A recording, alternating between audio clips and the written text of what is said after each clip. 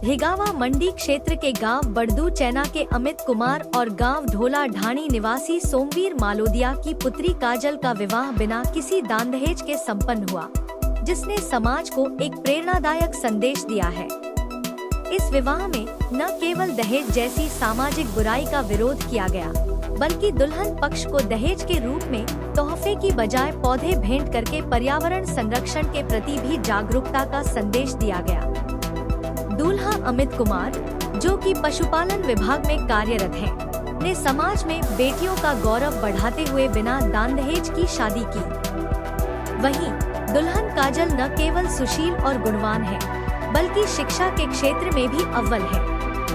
उन्होंने योग में स्नातकोत्तर पोस्ट ग्रेजुएशन की डिग्री पूरी करने के बाद अपने पहले ही प्रयास में नेट और जेआरएफ जैसी कठिन परीक्षाओं को सफलतापूर्वक उत्तीर्ण किया है।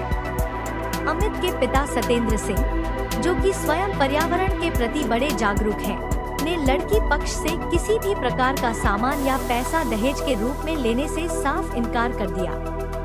उन्होंने इस शुभ अवसर पर वधू पक्ष को पौधे भेंट किए, जिससे यह विवाह दहेज मुक्त होने के साथ साथ पर्यावरण संरक्षण का भी एक मजबूत प्रतीक बन गया।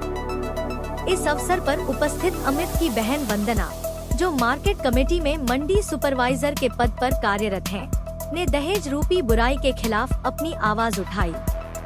उन्होंने कहा कि दहेज लेना और देना पाप है और समाज से इस बुराई को जड़ से खत्म करने के लिए सभी को आगे आना होगा, ताकि बेटियां सिर उठाकर और सम्मानपूर्वक जीवन जी सकें।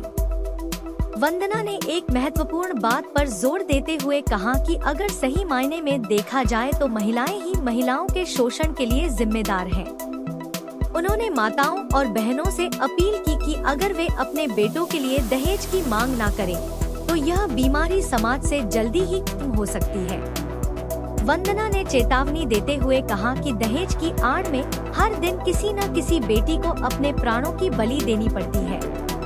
उन्होंने इस बात पर जोर दिया कि अगर समाज में बेटियों को ऊंची उड़ान भरने के लिए उपयुक्त वातावरण और माहौल देना है, तो सबसे पहले हमें कसम उठानी होगी कि हम दहेज न लेंगे और नहीं देंगे। वंदना ने अपनी बात समाप्त करते हुए कहा कि उनके परिवार ने बचपन से ही यह विचार अपने दिलो दिमाग में पाल रखा था कि समय आने पर न दहेज देंगे और नहीं लेंगे। उन्होंने कहा, हमने आज इस परंपरा को आगे बढ़ाते हुए अपने भाई की शादी में कोई दान दहेज नहीं लिया है। हमारे लिए यह सुशील और गुणवान लड़की ही दहेज है।